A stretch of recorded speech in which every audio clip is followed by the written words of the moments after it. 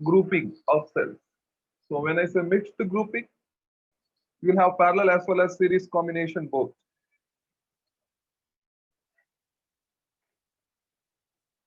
So next is mixed grouping of cells. Mixed grouping of cells. So when it comes to mixed grouping of cells, so in one row, right, you're going to have n number of cells in series. So ultimately, sorry, in uh, suppose एक line पे, right, हम लोग ने n number of cells connect किया and वही repeat किया है हम लोग ने m टाइम्स, राइट. तो इसका मतलब नंबर ऑफ रोज जो है m रहेगा और एक रो पे n नंबर ऑफ सेल्स होगा. आई होप आपको समझ में आ रहा है मैं क्या बोल रहा हूँ, right. Yes. Fine. So here n, it is going to be number of cells in series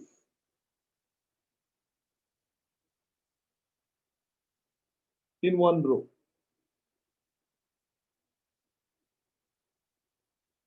right. And m जो है, ऑब्वियसली ये जो number of series in one row है वो m number of times repeat होगा, right. So number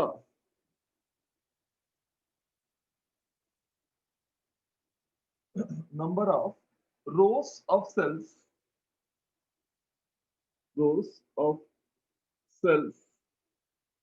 in parallel.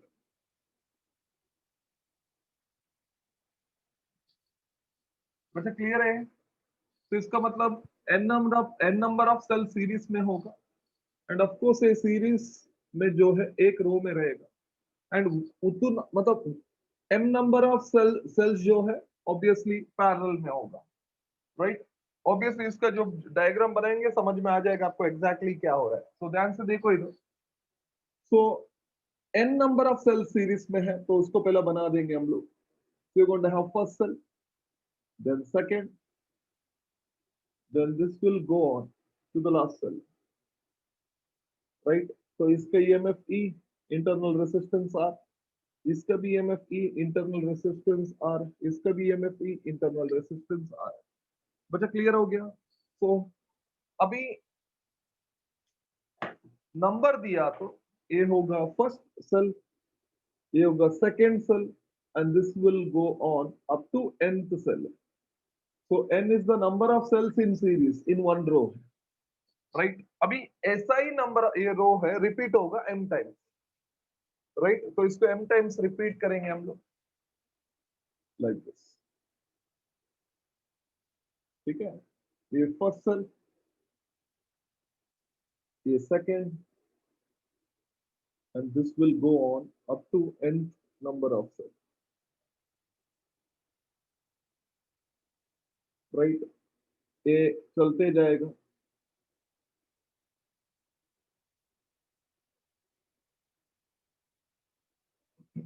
This will also go on. So इधर एक cell होगा, इधर एक cell, dot dot dot, this will go up to n number of cells, right. ये for example ये n ये first है, सेकंड है, ये m माइनस 1 है, तो ये लास्ट वाला m होगा,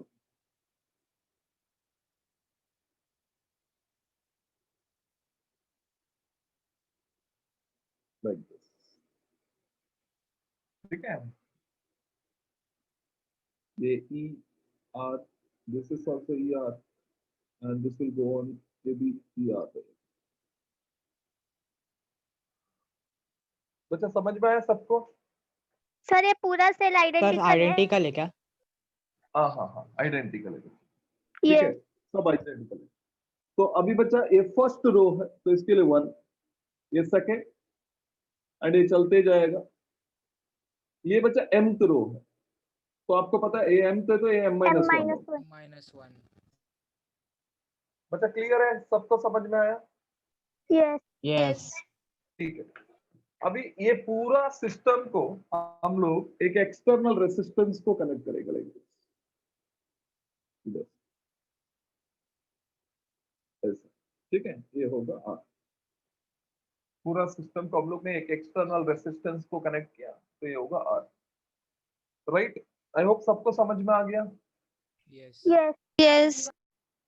ठीक है। अभी बच्चा सोच के बताना, सपोज एक रो को मैंने कंसिडर किया, इसका इफेक्टिव ईएमएफ क्या होगा बच्चा? NE. एक रो NE. Any Any. एग्जैक्टली। तो मतलब दिस इज इक्विवेलेंट टू एक रो का कंसिडर किया है तो इफेक्टिव ईएमएफ एनी है। वेरी गुड बच्चा। इफेक्टिव इंटरनल रेसिस्टेंस क्या होगा बच्चा इसका? NR. NR. NR. तो ऑब्वियसली सेकेंड वाला का भी वही होगा बच्चा, Same. Yes. ये भी एनआर होगा, राइट। अभी ये जो कॉम्बिनेशन है रिपीट हुआ है m टाइम्स, राइट, ऐसा ऐसा। सो ये भी NE है एंड दिस इज NR, ये भी NE है and this is NR, right. And इसको हम लोग ने कनेक्ट किया है external resistance, obviously it is going to be R, right. बच्चे समझ में आया सबको? Yes. Yes. Yes. ठीक है। ये फर्स्ट है बच्चा, ये सेकेंड है, ये m-1 है, ये m है, M. ठीक है। अभी बताओ ईएमएफ इधर NE है, इधर NE है, इधर NE है, सब जगह NE है एंड वो पैरेलल में, तो बताओ इफेक्टिव ईएमएफ क्या होगा बच्चा? NE. वेरी गुड बच्चा, so it will be NE होगा। बच्चे ये सबको समझ में आया? Yes. Yes. बच्चे ये NE सब NE पैरेलल में, तो इफेक्टिव भी NE होगा। बच्चे तो समझ में आना ही चाहिए सबको। Yes. Yes. ठीक है। अभी इफेक्टिव इंटरनल रेसिस्टेंस क्या होगा बच्चे? देखो ये NR है, ये NR है, ये R होगा। NR है, NR है, तो R. R. R. नहीं बच्चा सुनो, ये NR by NR M है, ये आएगा। NR है, NR by M. NR upon M होगा ना बच्चा, M टाइम्स Yes. कनेक्ट किया NR है, and upon. Yes. Yes. upon NR M. upon M. 2 bar connect किया तो NR अपॉन 2 होगा, 3 बार है तो NR अपॉन 3, कितना बार कनेक्ट किया बच्चा? M M times. bar. M M times. And M R time. by तो आपको लिखना पड़ेगा NR अपॉन M टाइम्स लिखना पड़ेगा। बच्चा ये समझा? Yes. Yes. Yes. Any confusion? क्योंकि मैंने आपको पढ़ाया था ये R है बच्चा, और एक रेसिस्टेंस पैरेलल में R कनेक्ट किया तो R/2 होता है, वैसा हम लोग ने M टाइम्स कनेक्ट किया तो ऑब्वियसली ये 2 का बदले में M लिखना पड़ेगा। बच्चा समझा? Yes. Yes. ठीक है। मतलब this circuit will appear somewhat like this. अभी ऐसा कुछ दिखेगा ये सर्किट, मतलब ये सर्किट ऐसा दिखेगा, मतलब एक सेल होगा जिसका वैल्यू E इफेक्टिव होगा, इंटरनल रेसिस्टेंस होगा उसका वैल्यू R इफेक्टिव होगा, एंड इधर एक एक्सटर्नल रेसिस्टेंस होगा दैट इज R होगा। सर्किट पे करंट आ ही रहेगा। बच्चा समझ में आ रहा है? तो अभी बताओ R और R इफेक्टिव सीरीज में है तो don't think current, it will be E effective upon R plus R effective रहेगा, R effective. RFF. राइट। तो इसके हिसाब से क्या होगा फॉर्मूला बताओ? What is E NE effective बच्चा? NE. NE upon And E R plus upon R plus NR R upon and M. R upon M. Very good बेटा, NR अपॉन M है। अभी R को अंदर लिया तो M से मल्टीप्लाई होगा और M ऊपर जाएगा, M Right. ऊपर जाएगा. तो M डोंट थिंक बनाओ NE MNE upon MNE MR upon plus NR NR. plus NR. MR plus NR. Right बच्चा। तो ये होगा फॉर्मूला करंट। तो if it is mixed grouping, I hope it is very clear बच्चा। Yes. Yes. Yes. बच्चा any confusion? No. No. अभी ध्यान से सुनो। फॉर मैक्सिमम पावर और मैक्सिमम करंट, बात तो एक ही होता है बच्चा। तो पावर मैक्सिमम है, इसका मतलब करंट भी मैक्सिमम रहेगा, राइट। तो सर्किट में, ये सर्किट में करंट मैक्सिमम चाहिए, राइट। आपका ये जो इंटरनल रेसिस्टेंस होगा और वो एक्सटर्नल रेसिस्टेंस से इक्वल रहेगा, तभी करंट मैक्सिमम होता है। आई मीन जब R effective if it is equal to capital R, current maximum होता है।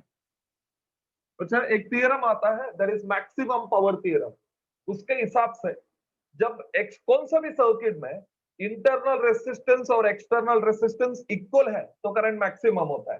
तो इधर भी R इफेक्टिव जब कैपिटल R से इक्वल होगा तो करंट क्या होगा बच्चा, मैक्सिमम होगा। मैक्सिमम। एंड करंट मैक्सिमम है तो पावर भी मैक्सिमम होगा, क्योंकि हमने ऐसे ही पढ़ा है ना, P is equal to I square आ रहा है बच्चा। Yes. P is equal to I square आ रहा है, मतलब करंट मैक्सिमम है तो पावर भी मैक्सिमम है, क्योंकि R तो कांस्टेंट ही रहने वाला है। बच्चा समझा? यस। Yes, तो sir. इसके Yes. हिसाब से मेरे को ये बताओ, R इफेक्टिव क्या है बच्चा, NR अपॉन M है, Yes. Yes. Right. So it is NR upon M है, that is equal to capital R है। Capital R. M इधर आया बच्चा, so NR will be equal to M RM. into M R. इसका मतलब जब भी मिक्स्ड ग्रुपिंग में NR is equal to M capital R आया तो करंट क्या रहेगा बच्चा, मैक्सिमम रहेगा। Maximum. Maximum. पावर क्या रहेगा बच्चा, Maximum. Very clear, Yes. Yes. Right. Complete कर लो बच्चा।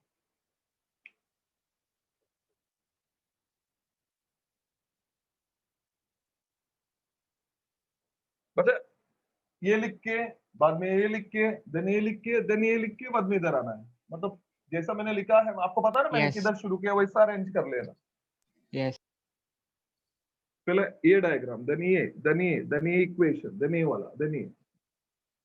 अदरवाइज ये लिखने के बाद ये लिख दिया तो आपको लगेगा किधर से आया ये।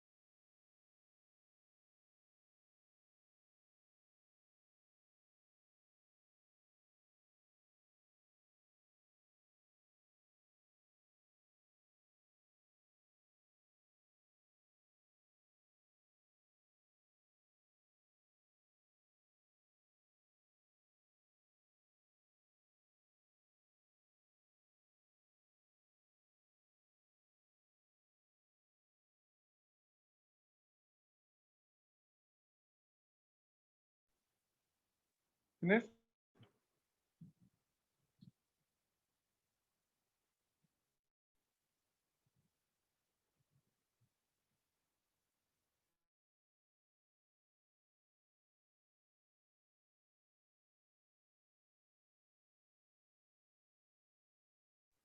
बच्चा हो गया सबका? Yes. Yes. Yes. ठीक है, हो गया ना सबका? हो गया ना? रब करूं?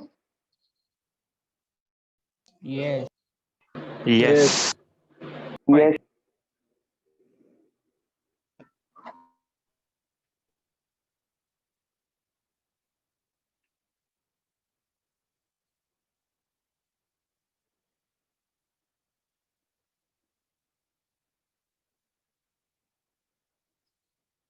Fine. Next, resistance in series consider करेंगे और पावर का बात करेंगे, right? So I don't know which point it is. तो कितना था लास्ट टाइम पॉइंट बच्चा? पॉइंट कितना है बच्चा? 15. 14, 15, 15। ठीक है, तो उसका फर्स्ट पार्ट रेसिस्टेंस या रेसिस्टर इन सीरीज है। इन सीरीज बच्चा रेसिस्टेंस सीरीज में है तो सबको पता है करंट जो है वो कांस्टेंट रहेगा, राइट? रेसिस्टेंस सीरीज में डेफिनेटली करंट कांस्टेंट है। तो current constant you got a formula, power is I square R. R. तो आई कांस्टेंट है तो हम लोग लिख सकते हैं power is directly proportional to R, right? या V is equal to I R है, तो आई कांस्टेंट है तो हम लोग V is directly proportional to R लिख सकते हैं। तो याद रखना सीरीज कॉम्बिनेशन में power directly proportional to resistance होगा एंड वोल्टेज जो है it is directly proportional to resistance होगा। बच्चा क्लियर है इतना? Yes. Yes. ठीक है, सपोज अभी सीरीज में बहुत सारा एलिमेंट्स है या बहुत सारा रेसिस्टर है, right? So for many electric appliance या element, the power will be effective power जो है 1 upon P will be equal to 1 upon P1 plus 1 upon P2 plus dot dot dot plus 1 upon Pn होगा, याद रखना। तो बच्चा resistance add होता है बट पावर जो है ना रिसिप्रोकल में ऐड होगा, सपोज वो सीरीज में कनेक्टेड रहेगा। तो बच्चे समझ में आया? Yes. Yes. Yes. ठीक है, फाइन। नेक्स्ट हम लोग बात करेंगे बच्चा parallel combination, parallel resistance in parallel. Resistance या रेसिस्टर्स इन सीरीज हो गया। Next is resistors in parallel. बच्चा बताओ पैरेलल में क्या कांस्टेंट होता है बच्चा? Voltage. Voltage. वेरी गुड बच्चा, वोल्टेज कांस्टेंट। तो हमारे पास फॉर्मूला है P is equal to V square upon R है। ऑफ कोर्स एक फॉर्मूला है V is equal to IR, right? Yes. तो बच्चा Yes. V कांस्टेंट है तो हम लोग लिखेंगे P Is inversely proportional to R. Right? Yes. Then Yes. V constant है तो I is inversely proportional Proportional to to R, R. R. Right? तो इधर भी हम लोग ने बहुत सारे एलिमेंट्स लिया in case for many electric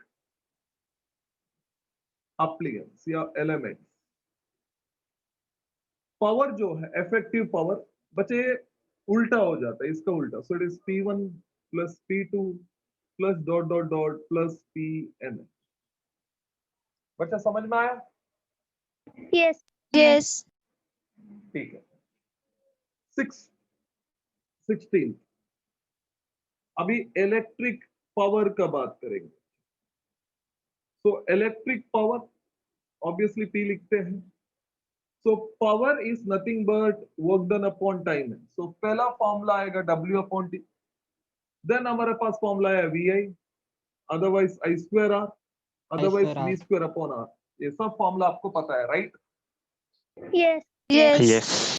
On the basis of this, I can get formula for electric energy also. आप electric energy बोलो या electric work done बोलो, right? So E या P, sorry, W will be equal to, एक तो E लिखो या W लिखो. So we'll get the formula from here. P into First, T. PT. P into T, VIT, I square RT, and at last V square T upon R. बच्चा समझ में आया? Yes. Yes. ठीक है.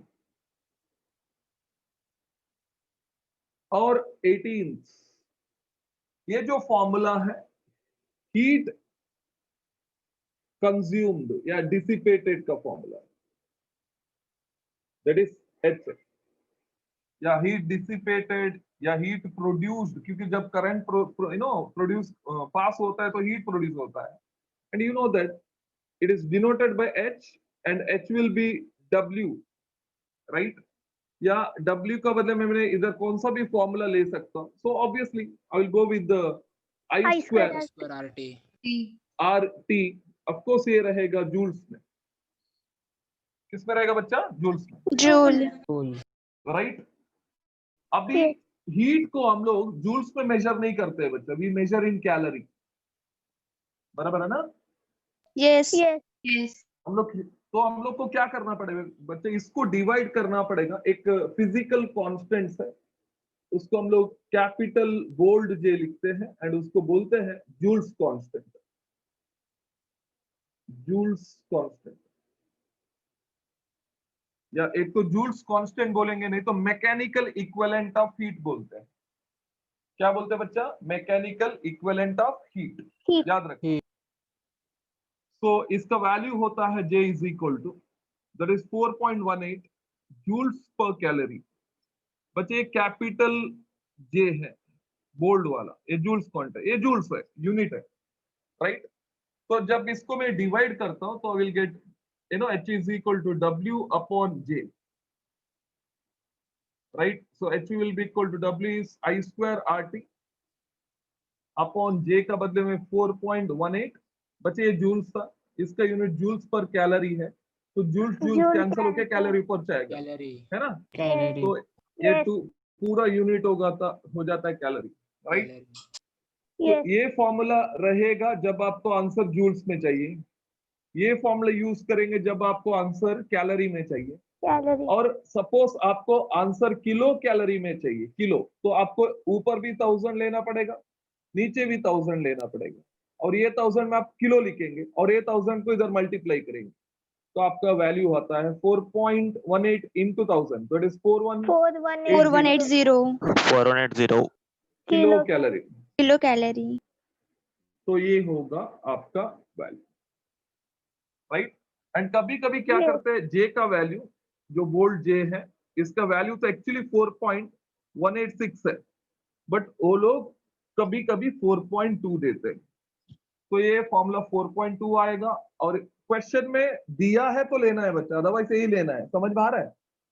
ये Yes. होगा Yes. 4200. थोड़ा calculation easy करने के लिए वैसा देते हैं. बच्चा समझा? Yes. Yes. ठीक है. अभी फॉर एग्जांपल एक सेल है विद इंटरनल रेजिस्टेंस आर है. No. किसी का तो माइक ऑन है बच्चा. So that is going to be capital R. Circuit में करंट आई है, तो सबको पता है ये सर्किट का जो पावर है that is P is equal to I square R होता है ना बच्चा. Yes. Yes. तो I का वैल्यू हम लोग ने लास्ट टाइम लिखा था E upon R plus R है. You remember? Yes. Yes.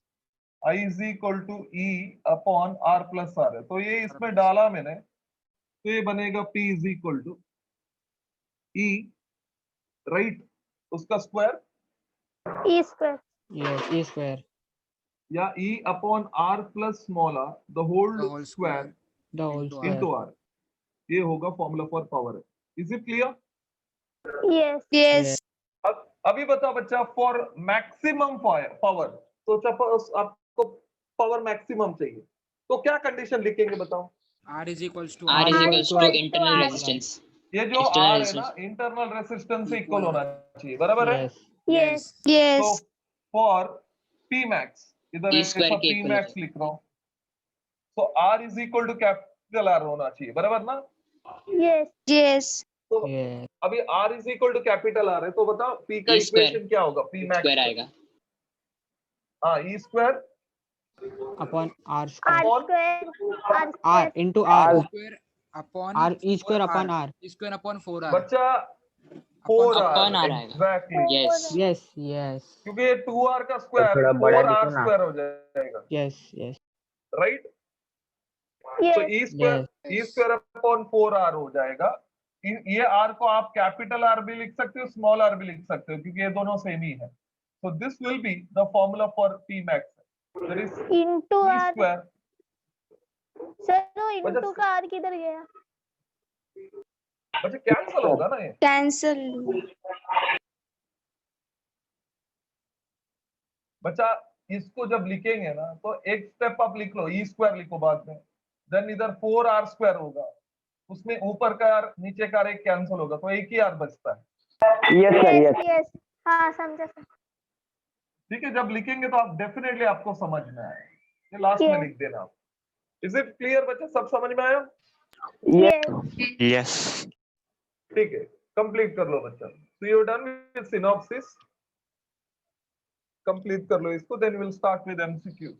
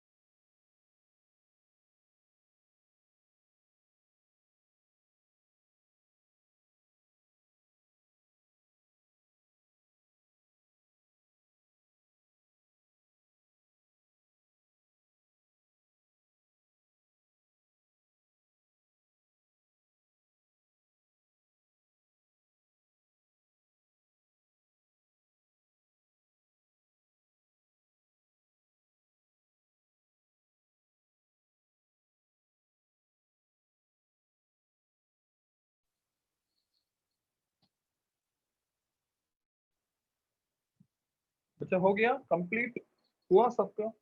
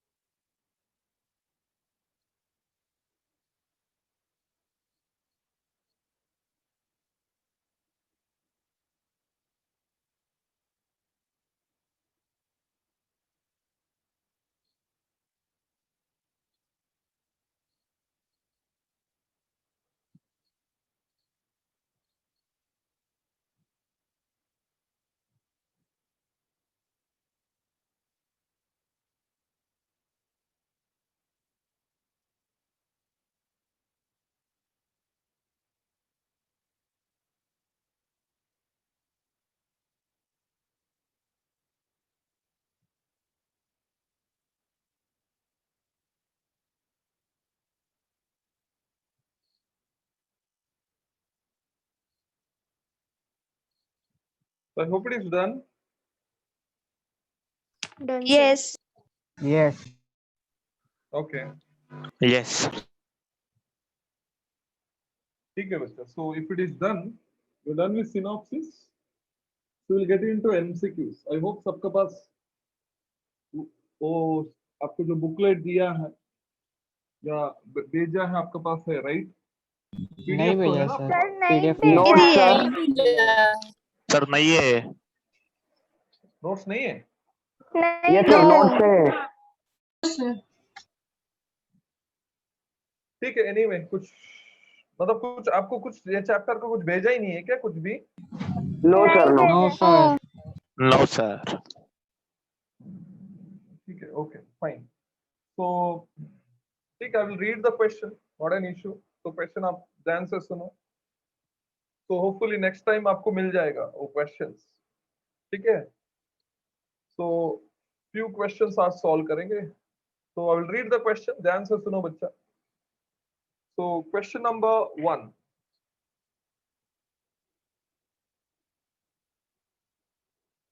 So question number 1. देखो, the carriers of electricity in a metallic conductor are, ध्यान देना, चार ऑप्शंस दिया है. फर्स्ट वाला होल्स, सेकेंड वाला नेगेटिव आयंस, सेकेंड वाला positive ions and option D electrons है. तो बताइए क्या ऑप्शन रहेगा बच्चा? Electrons. Electrons. D D. Obviously it will be D, क्योंकि मेटालिक कंडक्टर बोला है. मेटल में एक चार्ज कैरियर्स Yes. तो इलेक्ट्रॉन होता है, राइट?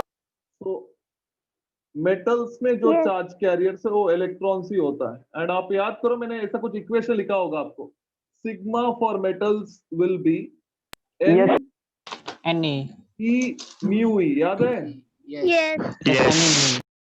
तो इससे क्लियरली पता चलता है कि चार्ज कैरियर्स इलेक्ट्रॉन्स है, right? So it is option D बच्चा. So option question number 1 option D है, राइट? सेकेंड वन बच्चा रीड कर रहा हूं क्वेश्चन, ध्यान से सुनो. A current of 2 ampere flows through the conductor. तो करंट 2 एम्पियर फ्लो कर रहा है, तो I is equal to 2 ampere है.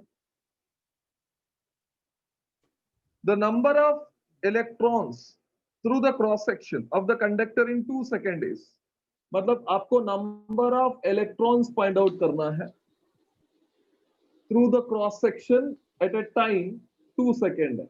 2 सेकेंड. तो बताइए कौन सा फॉर्मूला I है is जो equals to NE by T. Any by T. I is very equals good to NE बच्चा. by I T. is equal to NE upon T. आपको N चाहिए तो आप लिखेंगे N is equal to IT upon E. तो मेरे को लगता है E का वैल्यू सबको पता होगा. क्या बच्चे E का value? 1.6 into 10 1.6 raised into to 10 minus raised to minus 19. 10 raised to minus 19 coulomb. बच्चे गेट द वैल्यू. तो ऑप्शंस में लिख रहा हूं बच्चा इधर, तो आप सॉल्व करो उसको. ऑप्शंस दिया 25 into 10 raised to 15. Option B 25 into 10 raised to 17. Option C 25 into 10 raised to 19. And option D 25 into 10 raised to 18.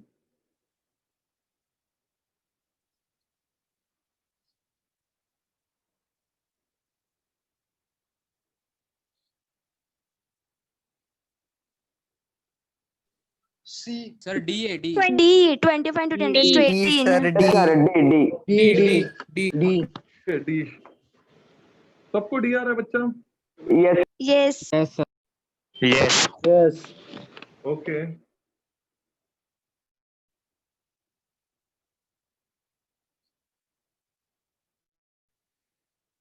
Fine. So yet as it is option 25 into 10 raised to 18 आना चाहिए.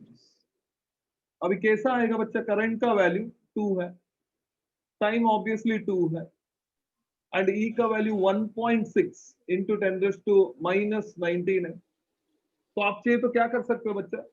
इसको 16 16 into 10 into raised 10 to raised to minus 20 लिख 20. सकते हैं. 20.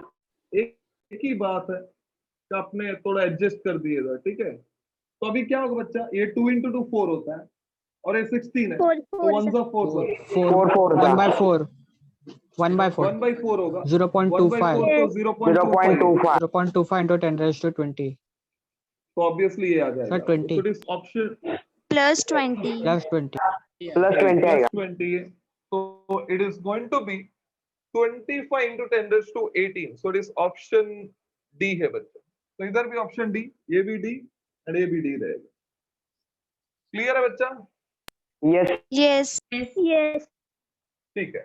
So question number 3 थोड़ा graphical representation है.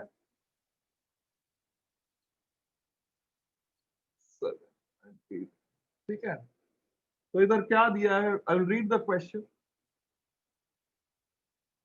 ध्यान देना. The plot represent the flow of current through a wire at 3 different times. The ratio of charges flowing through the wire at different times is. तो एक current against time का graph दिया है, ठीक है? तो ग्राफ ऑलमोस्ट ऐसा है. तो एक 1 और 3 का बीच में है. So it is like this. So this is going to be the graph. मतलब करंट टाइम का साथ ऐसा वेरी हो रहा है. पहला तो इधर से इधर 0 था, देन बढ़ेगा, देन सडनली 0 होता. नेक्स्ट केस में बच्चा ग्राफ 4 से 6 तक ऐसा, right? Then 7 to 8 it is somewhat like this, right? तो ऑब्वियसली इधर चार्ज फ्लो हुआ होगा, इसके लिए करंट मिलता है. इधर चार्ज फ्लो हो रहा है, उसके लिए करंट मिल रहा है. इधर भी चार्ज फ्लो है, उसके लिए करंट हो रहा है. तो इधर चार्ज Q1 ले लो, इधर चार्ज Q2 ले लो, एंड इधर चार्ज Q3 ले लो. बच्चा समझ में आया? Yes, sir. अभी करंट और टाइम का ग्राफ है, बट तो आपको चार्ज पता करना है. तो ये गोटे formula is equal to Q upon T. Q तो upon Q T. Is equal to IT, IT. बराबर ना? IT. तो I और T को मल्टीप्लाई करेंगे तो आपको चार्ज मिलेगा, बराबर ना? तो Yes. Yes. I can definitely write charge flowing. बच्चा Q को लिख रहा हूं, Q का बदले में लिख रहा हूं charge flowing in given time will be equal to, it is the area, क्योंकि करंट इनटू टाइम किया तो ये ग्राफ का एरिया मिलता है, बराबर ना? Area under the curve,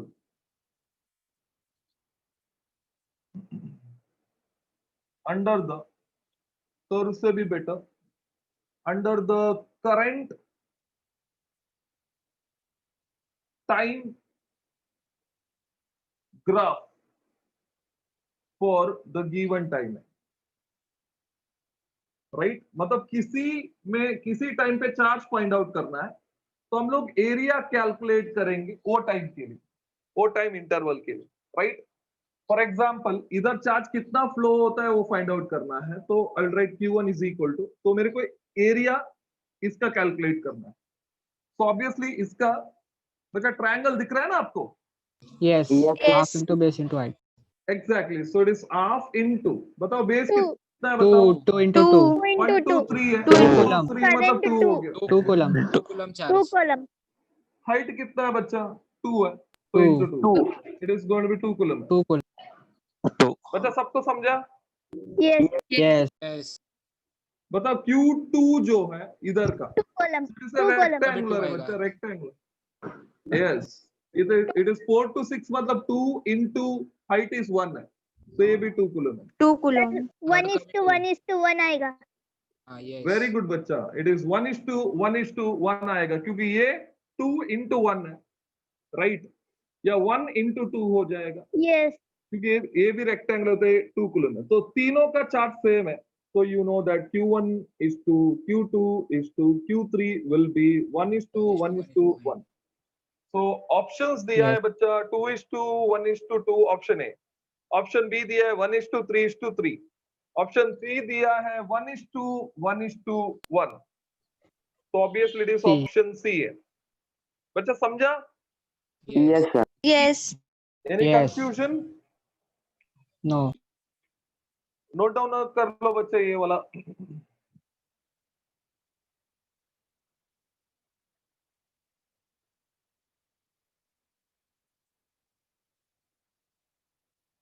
sir अगर 3 और 4 के बीच में पूछा रहता तो 0 आता ना? एब्सोल्युटली जीरो होता है, क्योंकि करंट ही नहीं है बच्चा, चार्ज फ्लो Yes. नहीं हो रहा है, इसके लिए करंट नहीं है।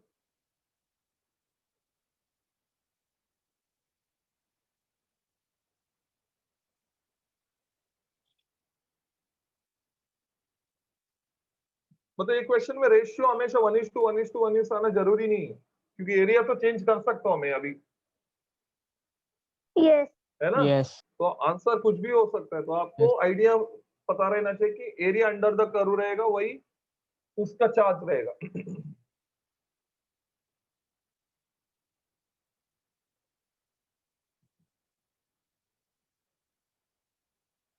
हो गया बच्चा? Yes. Yes. Yes. Yes. ठीक, so question number 4. So I will read the question number 4, then हम लोग देखेंगे कैसे सॉल्व करना है, ठीक है? If there is a 0.2% increase in the length of the conductor, मतलब लेंथ जो है 0.2% से बढ़ गया है, ठीक है? मतलब change in length upon the original length 0.2% है, राइट? तो क्वेश्चन नंबर 4 में डेल्टा एल अपॉन एल दिया है।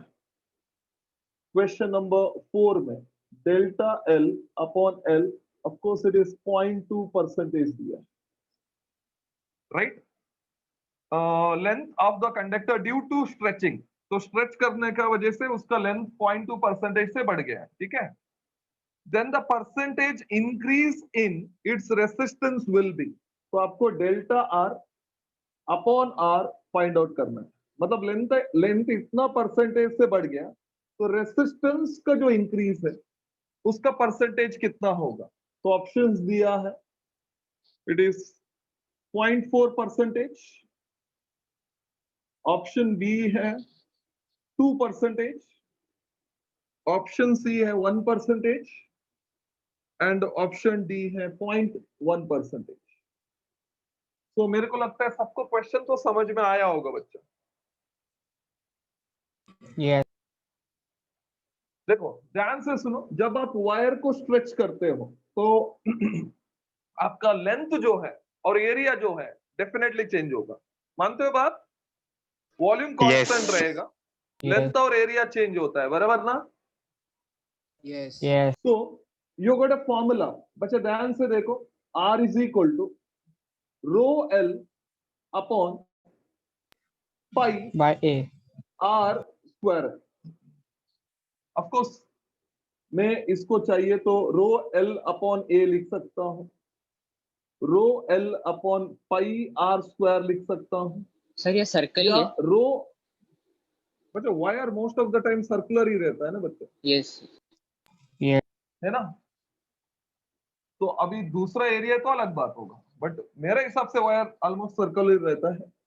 So this row L upon पाई, बच्चा रेडियस को मैं डायमीटर का फॉर्मूला लिखा, तो आर का बदले में मैं डी Yes. बाई 2 का स्क्वायर, तो don't you think D square upon 4 हो जाएगा? Yes. Yes. तो डोंट यू थिंक इधर डी स्क्वायर लिख के 4 को ऊपर लिख 4. सकते हैं हम? Yes. तो ये फॉर्मूला है बच्चा, एक एरिया का टर्म्स में, एक रेडियस का टर्म्स में, एक डायमीटर का टर्म्स में। इज इट क्लियर बच्चा? Yes. Yes. Yes. अभी आप क्या करेंगे, सपोज आपको लेंथ और एरिया का इंफॉर्मेशन दिया है, देन आप लिखेंगे r1 upon r2 will be equal to ρ1 upon ρ2 into L1 upon L2 into of course A नीचे है तो A2 अपॉन A1 लिखेंगे। बच्चा समझा? Yes.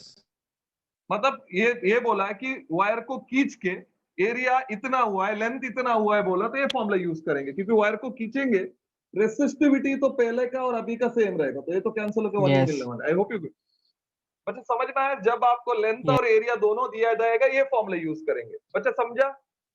Yes. Yes. Yes.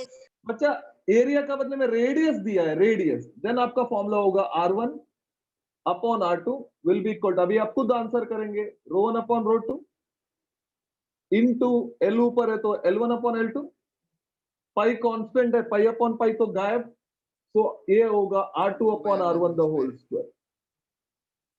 बच्चा समझा? Yes. Yes. तो ऑब्वियसली डायमीटर दिया है तो फिर से वही आएगा, खाली आप लिखेंगे रेडियस का बदले में diameter, that is d2 upon d1 the whole square. बच्चा is it clear? Yes. Yes. But don't you think ये क्वेश्चन में आपको काली लेंथ दिया है बच्चा? Yes. Yes. Yes.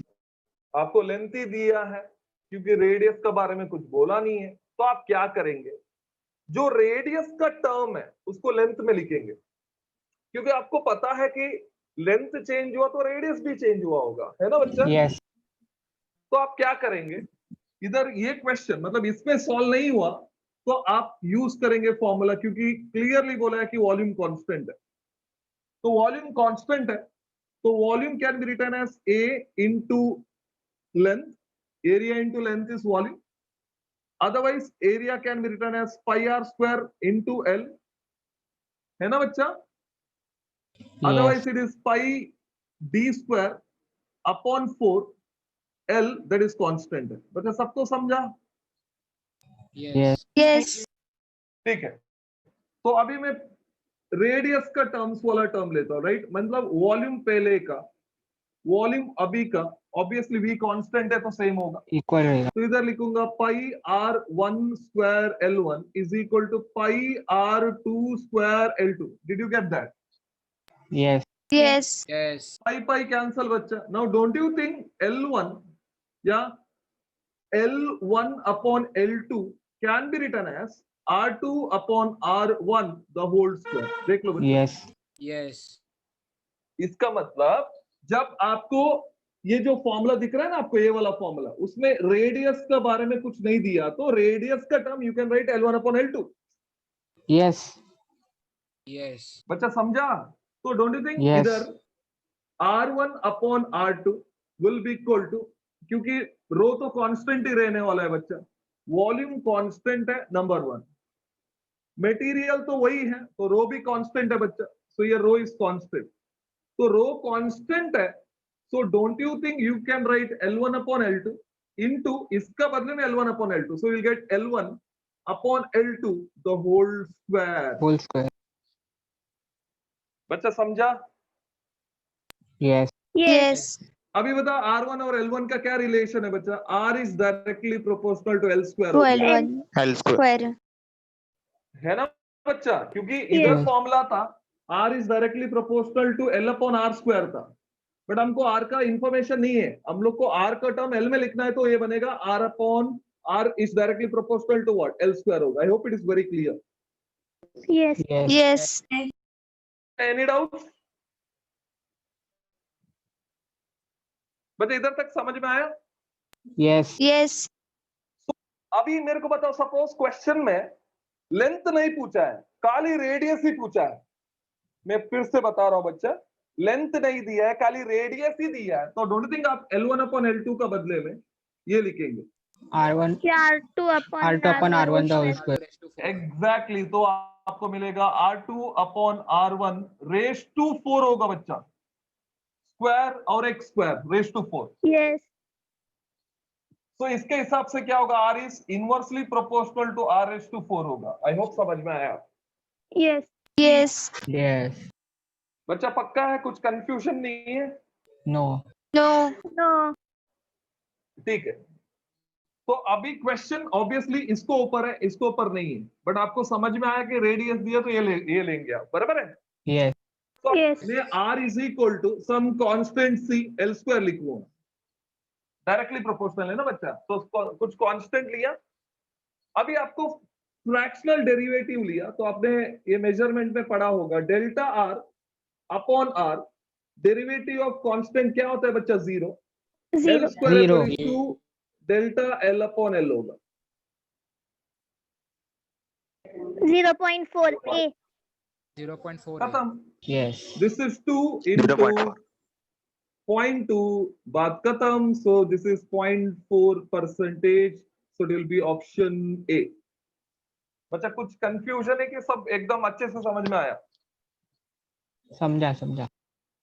मतलब बच्चा खाली लेंथ का इंफॉर्मेशन दिया है तो आप ये फॉर्मूला यूज करेंगे, रेडियस का ही दिया है ये फॉर्मूला, एरिया और लेंथ दोनों दिया तो ये फॉर्मूला, लेंथ और रेडियस दिया तो ये फॉर्मूला, लेंथ और डायमीटर दिया तो यही formula. I hope it is very clear.